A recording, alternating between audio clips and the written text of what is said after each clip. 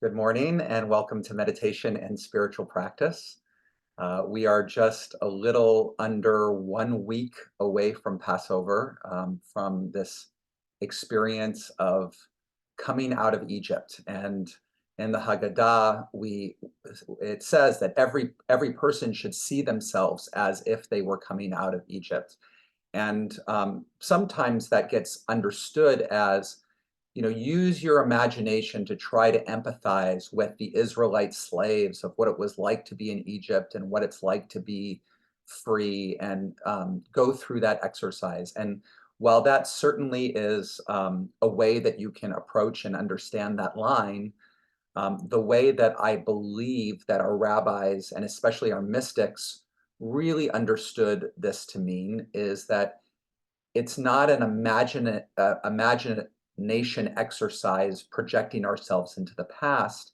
It's really about knowing that each one of us is always going out of Egypt. Mitzrayim in Hebrew means the narrow place, every moment of our lives.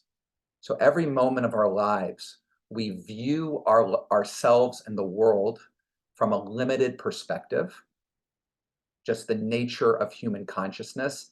If the reality of God and of is infinite depth, that there is more than we can conceive of, more dimensions of life and reality than what we are aware of moment to moment, then the process of going out of the narrow place, of coming out of Egypt, is about opening our awareness and consciousness to more than we're previously present to. And that's another way of saying that we're all on journey of growing as human beings. We're growing from limited to more expanded consciousness, and that never stops. And that's not just at the time of Passover. That's the time all the time. So what I wanted to offer is a teaching from one of the Baal Shem Tov's direct disciples, Uziel Meisel's, and he had a book that came out in the mid-19th century called Tiferet Uziel. And he looks at the Seder and he notices in the Seder that we first talk about, when we get towards the end of the Seder and we introduce the symbolic foods on the Seder plate, not the end of the Seder, the end of the Magid session, before dinner. We introduce the pieces on the Seder plate. We first introduce matzah, and then we introduce maror. This is the matzah that our ancestors ate in Egypt. This is the maror, the bitter herb that's symbolic of the slavery. And he asks, most people think that should be reversed because the experience of the Israelites in Egypt as slaves was bitter, right? It was bitter. And matzah is the celebration of freedom, of leaving Egypt, of the bread couldn't rise and we're on our way out. Shouldn't we if we're really telling it according to the story, shouldn't we say the maror, the bitter herb, first to kind of embody that feeling of slavery and then go to the matzah, which is the liberation? And he said, no, it's very specific. The matzah is first, the freedom is first, and then is the maror. And the reason is because most of the time, we're not really fully conscious of the bitterness that we experience day to day. That most of the time, we experience our own constriction as just normal. It's just normal.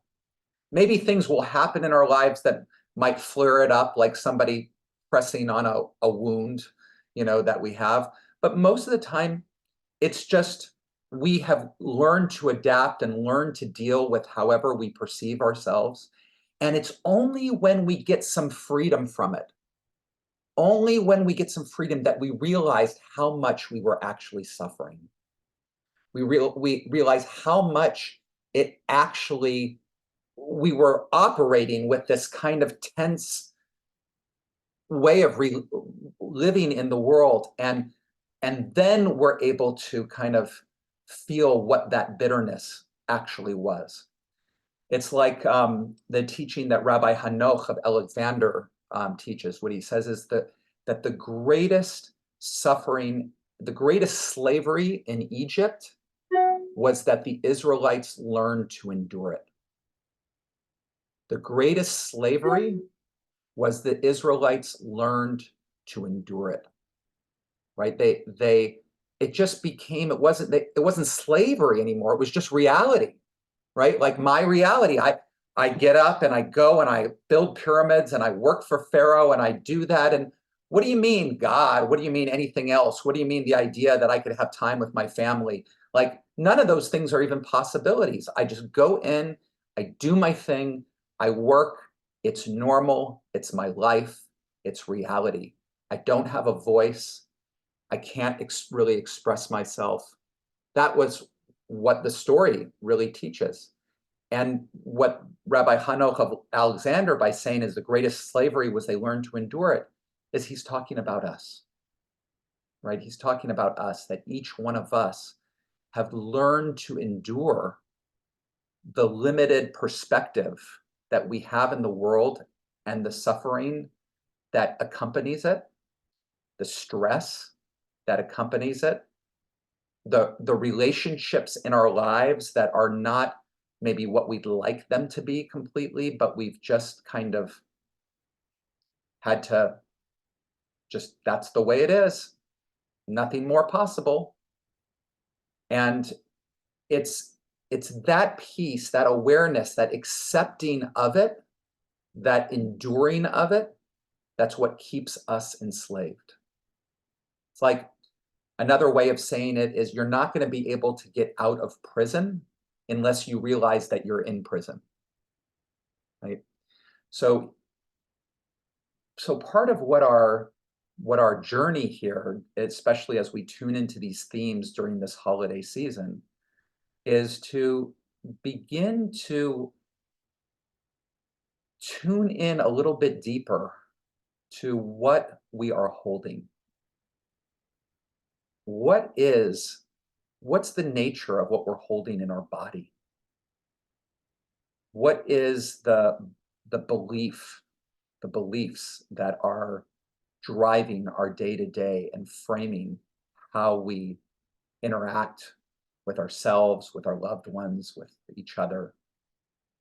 And once we begin to experience and own it, to open to another possibility, to open to the possibility that we can let it go, that we can inhabit a more expansive space. So that's what we're going to practice this morning a little bit. So I want to encourage you to find a position that you can sit in for a period of time without moving too much. We don't have to be absolutely still like a statue, but we want to be able to be stable enough in our posture that we can just pay attention and don't have to shift around too much. And I'm going to start us off with a melody, with a nigun. And when we do this over Zoom, we're not in person to sing, but the invitation is to sing in your own space, to feel the vibration and the melody in your body, and allow that melody to do its work. All these melodies that we sing in here, these nigunim, have spiritual roots and dimensions to them. They were composed specifically to affect our own conscious awareness.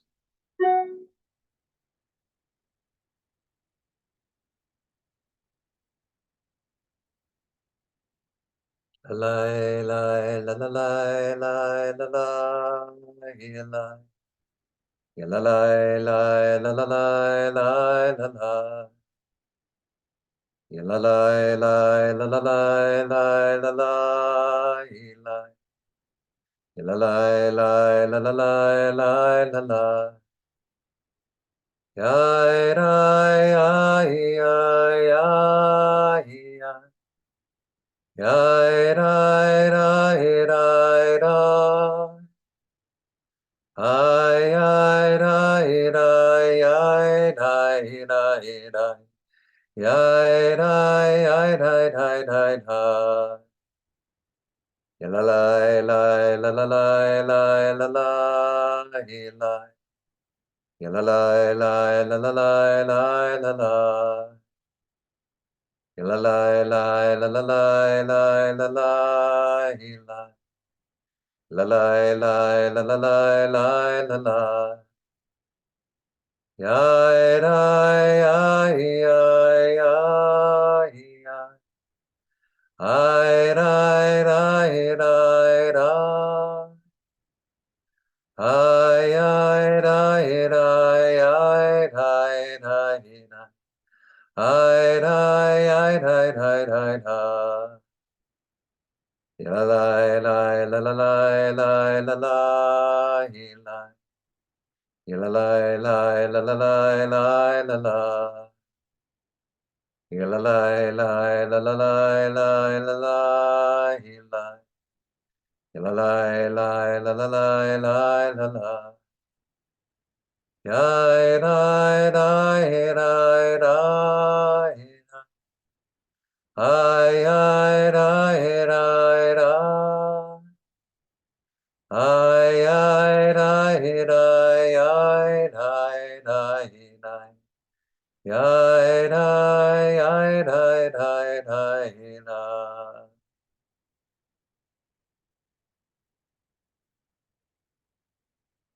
So just settle into your body, noticing the pressure of your bottom and the chair, the bottom of your feet where it meets the ground, and the sensation of that gentle pull of gravity onto the bottom of your feet. Notice the distance between the bottom of your spine and the top of your head, the space between your ears, the way your arms hang out of your shoulder sockets, and the resting place of your hands.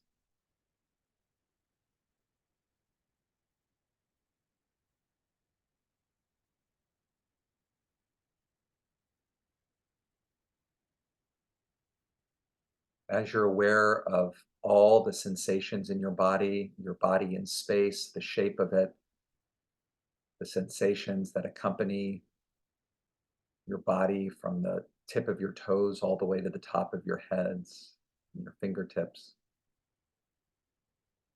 Begin to also become aware of the movement of breath, noticing where the air enters the nostrils or the mouth, the way the body expands to make room for the inhale, that moment where the inhale reaches its maximum length and switches over to an exhale.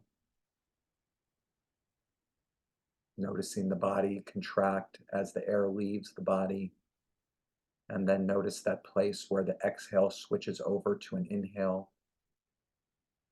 Noticing the air coming in again, the body expanding, and following the cycle all over again.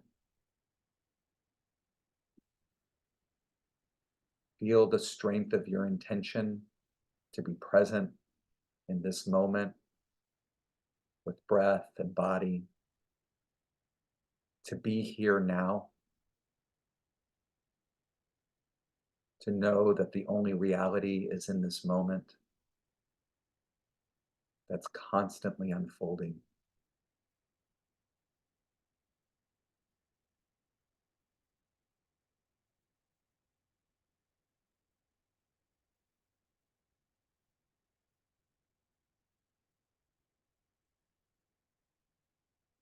I invite you to do a body scan to become aware of your face, the air touching your face.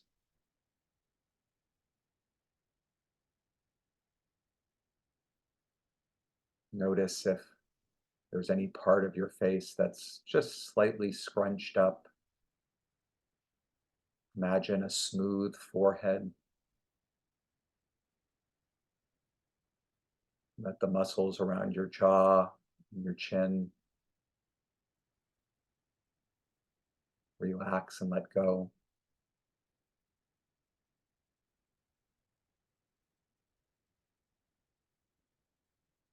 Notice if you're holding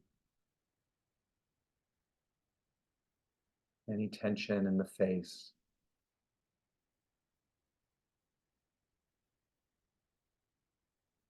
Let it go. Let your attention move down to your neck.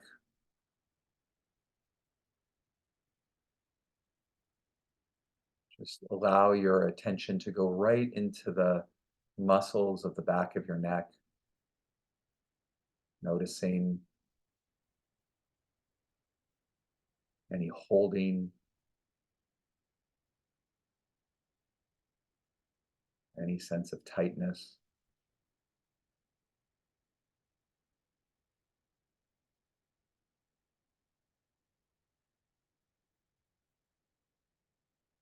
Just allow the neck to be long and soft, bringing your attention down to your shoulders, your the backs of your shoulders, your shoulder blades, the fronts of your shoulders, the tops.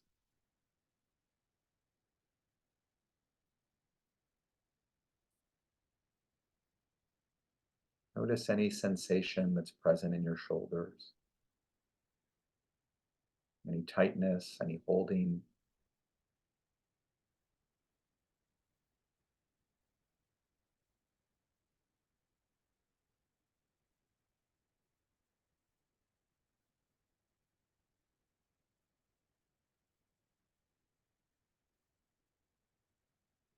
You can say to yourself that it's okay to let it go.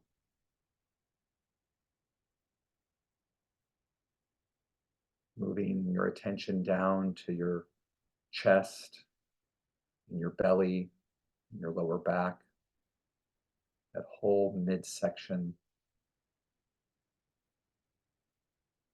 Notice if there's any holding in the belly, any way that you don't let the air come all the way into the belly. It could be accumulation of years and years of body image and self-image, where we just don't let our belly be full, try to hold it in. Just let it go.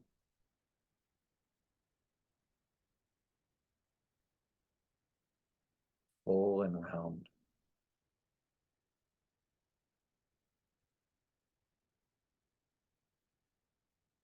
And then down to your bottom, your glutes and your legs, feeling the pressure on the seat.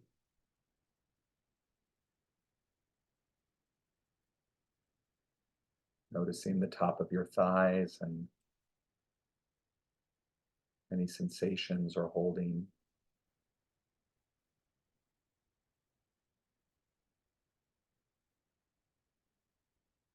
At the same time that you're aware of these different body sensations as we begin to direct our attention, don't forget to be present with your breath. That regular movement, expanding, contracting.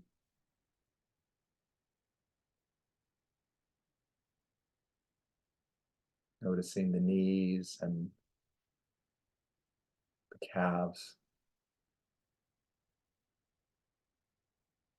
Finally, the weight of your feet on the floor.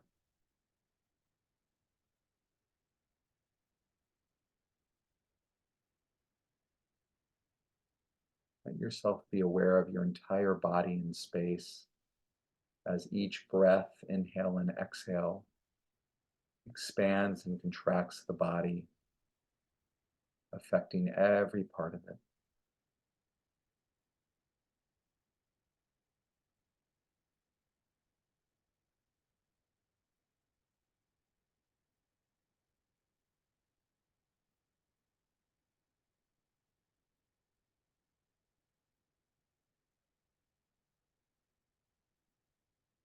It's only when we fully let the tension in the body go that our awareness can open to dimensions of this moment beyond the physical.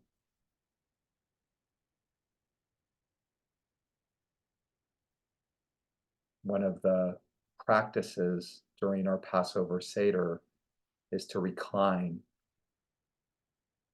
Kulanu misubin. We all recline. But instead of conceiving of this as some kind of awkward posture in our chair that we're trying to contort our body to fit some model of what reclining looks like, I believe that the instruction is about letting go of the tension in the body, feeling the freedom in not having to hold it all together. What is it like in this moment if you completely let go of having to hold it together?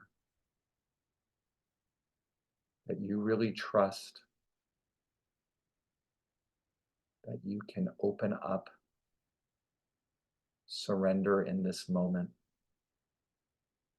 put the tension and the burden down, and you will be held. You will be safe.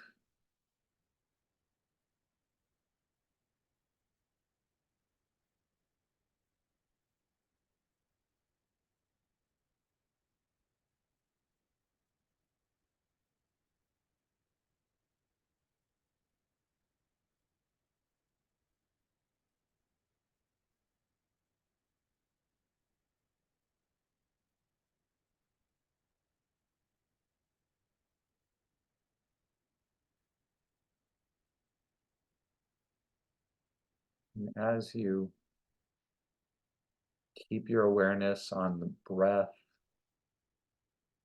and continue to have the intention to let go of the tension, the holding in the body, begin to consider who is letting go, who is watching the breath, the body, who is perceiving this. This is not an answer for your mind. It's not as simple, well, I am, but instead an invitation to rest in awareness itself, to rest in the experience of watching, of noticing.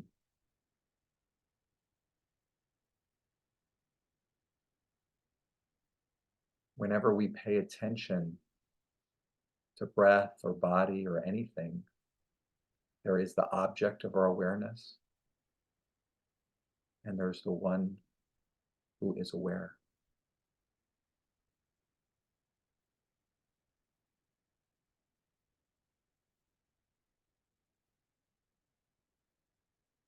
Let yourself feel in to the very nature of watching itself.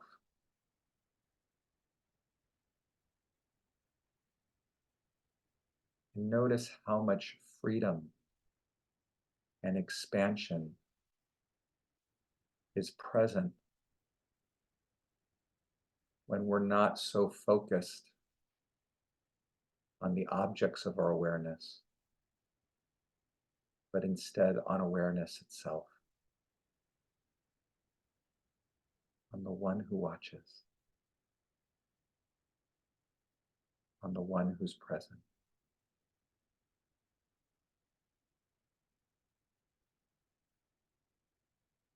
I'm going to be quiet for the next block of time and just invite you to be present with breath, Be present with body and be present with awareness itself.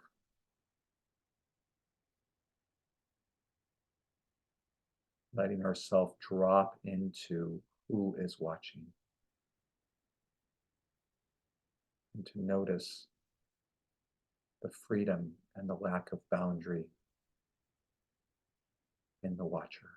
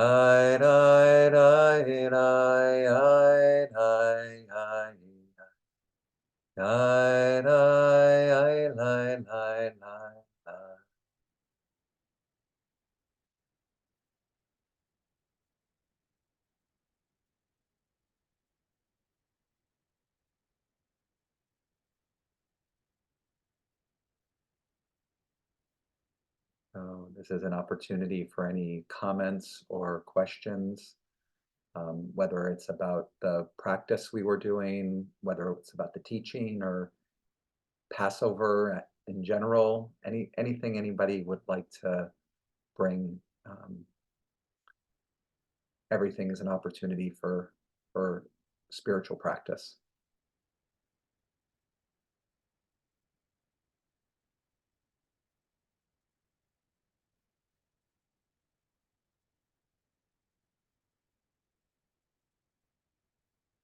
Kathy, please go ahead. A vote. I appreciated this talk this morning, and I'm very aware of my own limitations or constrictions in my mind. But just like standing at the Red Sea and putting my toe in the water and thinking, how would I ever cross this?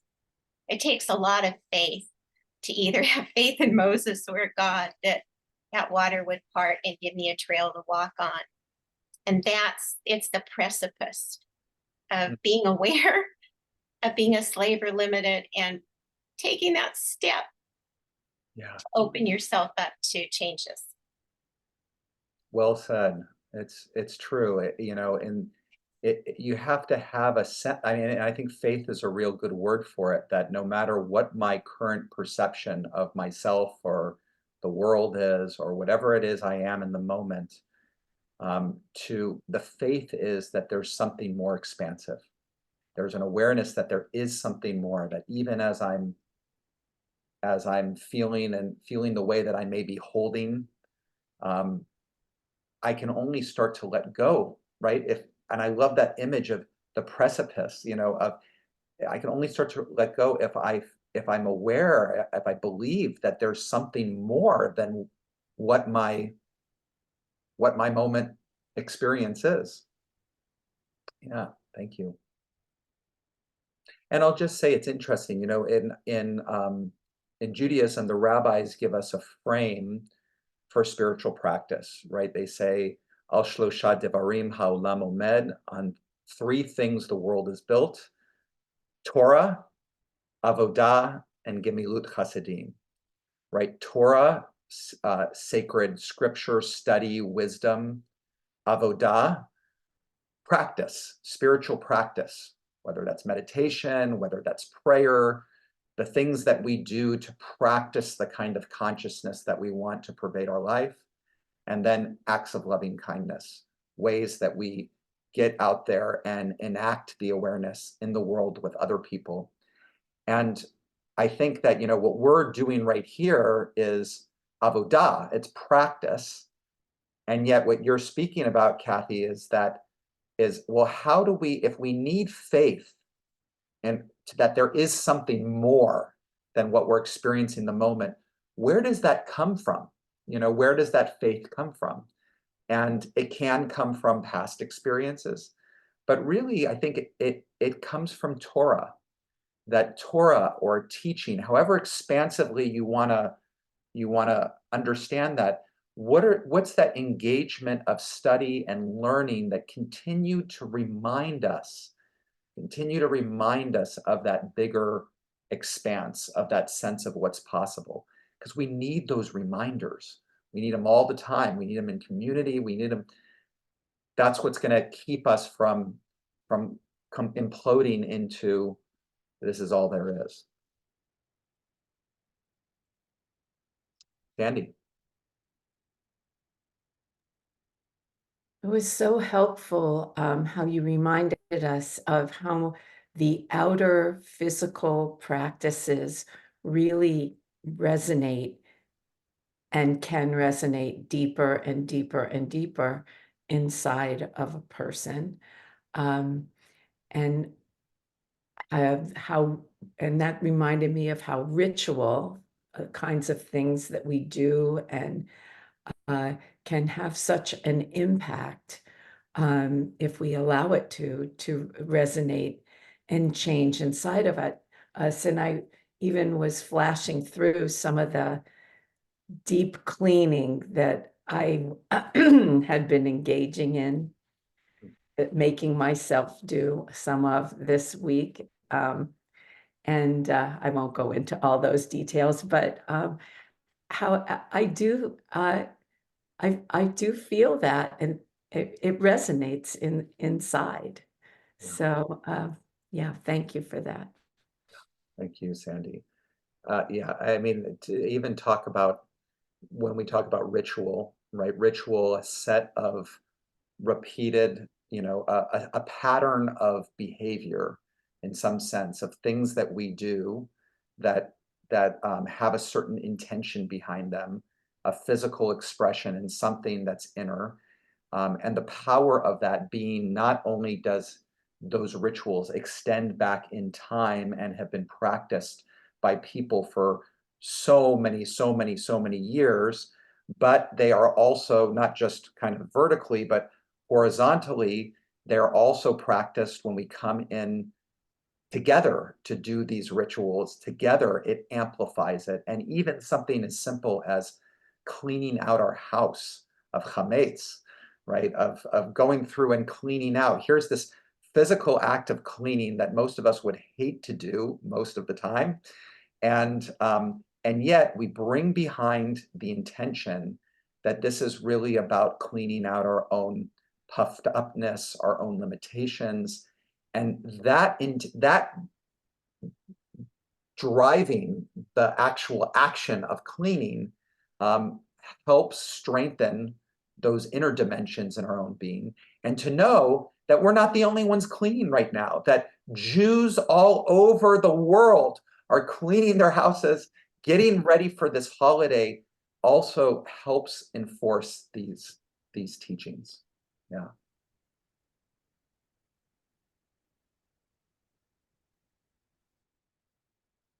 Hey, any last comments before we close? All right.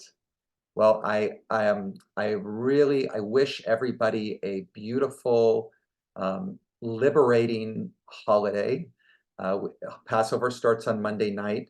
We have, as I mentioned before, we have lots to prepare for this weekend. 3 different events: Soul Spark Friday at 6:30, Jerusalem Shabbat at 9:30 on Saturday, and Sundays in Silence and Spirit at the JCC in person, 9:30 a.m. All those leading up. Reminder that we will not meet online here for the next 2 Tuesdays, because that's both the first day and the 8th day of Passover. Those who want to be in community and prayer can come to the chapel at Temple Bethel on Tuesday morning, 9:30 a.m. for services. I will be there. And then the 8th day, we won't also have meditation, but we'll continue again the following week. The Sunday, April 28th, during that week of Passover, you don't have to miss this group. This group can be in person at Ellen's house with Chaim Lev, who taught on the meditation retreat, 9:30 a.m. Chaim Lev from Portland, kosher for Passover brunch. Make sure to just RSVP online. You'll get the address and all of that. And I really look forward to sharing this holiday with all of you. Yes, questions? Yes, Sergio. Rabbi, I don't even know how to phrase this, but in traditional Judaism, there is so much calendar ritual, and I feel like this is going into that a lot. Not that it's a good or a bad thing, right? But I'm wondering if the ancient mystics of Kabbalah followed all of this calendar ritual. Is that the case? Yes, absolutely. Something that we don't, that we're not always aware of because of the way that Kabbalah has been made popular through Madonna and through, all the things here, is the idea that Kabbalah in some way exists separate from Judaism and traditional Jewish practice. But all the Kabbalists, all the mystics, lived more